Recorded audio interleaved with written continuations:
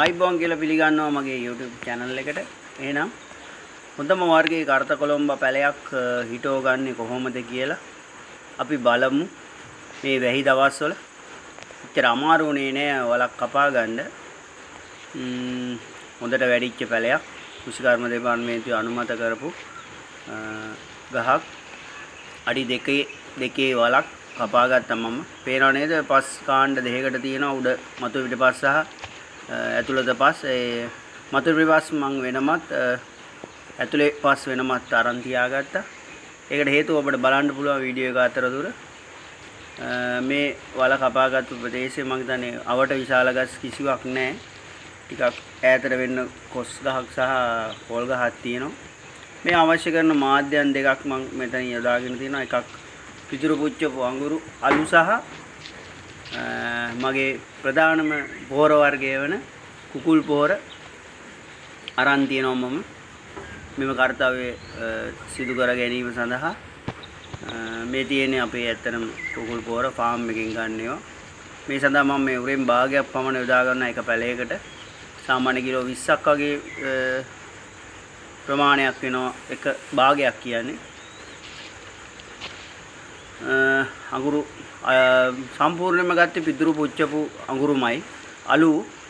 ඒකට ප්‍රධාන හේතුව තමයි මේ භෝගේ ආරක්ෂාව සහ බොර රසයට හොඳ දෙයක්. මේ ඉන්නේ මගේ තනිකමට හැමදාම ඉන්න මගේ සුරතලි.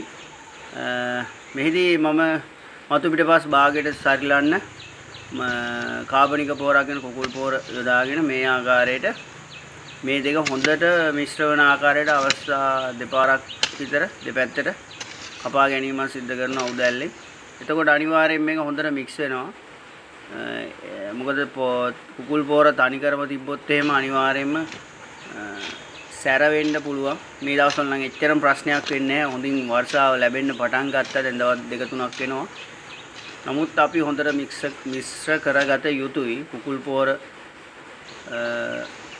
හෝ ගොම පොර ඕනම කාබනික ද්‍රව්‍යයක් මේ මතු පිටපත් සමග මේ තියෙන්නේ පිටුරු පුච්චපු අලු. මම හිතන්නේ ඒකත් හොඳටම මික්ස් කර ගන්නවා. මේ තෙමිලා තියෙන්නේ වර්ෂාවට අහු වෙලා හින්දා. නමුත් අපි හොඳට මික්ස් කර ගන්නවා. මම හිතන්නේ අද දවසේ වර්ෂාව ලැබෙයි කියලා විශ්වාසය මතමයි. මේම කලවම් කරගත්තු මතු පිටපත් සහ කාබනික පොහොර මිශ්‍රණය අපි මේ වලට පුරව ගන්නවා. එතකොට පුරවගදී 4න් 3ක් වගේ ප්‍රමාණයක් තමයි වලට දැමෙන්නේ. ඊටු ටික තියා ගන්නවා අපි. හේතුව බලමු අපි අවසානට මොකක් සඳහාද කියලා. උදැල්ලෙන්මයි මම මේ සම්පූර්ණයෙන් මේ කාර්යය සිදු කරගන්නේ. ඒකද චුට්ටක් වීඩියෝ එක දික් වෙයි. උඩට ඇදලා මේ කාබනික පොර මිශ්‍ර කරපු හොඳ පොර එක දාගෙන මේ වල මැද්දෙන් සාමාන්‍ය අඟල් 8ක් වගේ දිගට පොඩ්ඩක් වලක් කැඹුරට උදැල්ලෙන්ම හදා ගන්නවා. ඊට පස්සේ අපි අපේ අඹ පැලේ හිටෝන එක තමයි මේ ළඟට තියෙන්නේ. මේ තියෙන්නේ අඹ පැලේ. මේ පොලිතීන් ආවරණය පීයකින් හෝ අතින් හෝ කඩලා ඉවත් කරලා යටින් ඇදලා තියෙන මුල් වලට හානියක් නොවන ආකාරයෙන් ඉටි කොලේ කපලා අයින් කරනවා. ඔබට අවශ්‍ය නම් යට කොටස පමණක් ඉවත් කරලා උඩ ඉටි කොලේ තිබ්බත් කමක් නැහැ. එහෙම අවශ්‍යතාවයක් නැහැ. අපිට මෙහෙම වල මැද්දෙන් හරියටම තියලා අර අපේ ඉතුරු වෙච්ච පස් මිශ්‍රණේ මේක වටේට දාගන්න. එතකොට කොහොමදත් මේ වල වැයෙනවා. මේකේ විශේෂ දෙයක් කියන්න ඕන මේ පැකට් එකේ තිබ්බ පස් කුට්ටිය වලේ මට්ටමට වගේ තිබ්බනම් හරියටම හරි. ඊට පස්සේ පස් අපි ටිකක් කකුලෙන් තද කරගන්නවා. තද කරගෙන ඉවරලා වටේත් පොඩ්ඩක් තද කරගෙන වල අවසානයේ මේ වගේ ආකාරයට දකින්න පුළුවන්.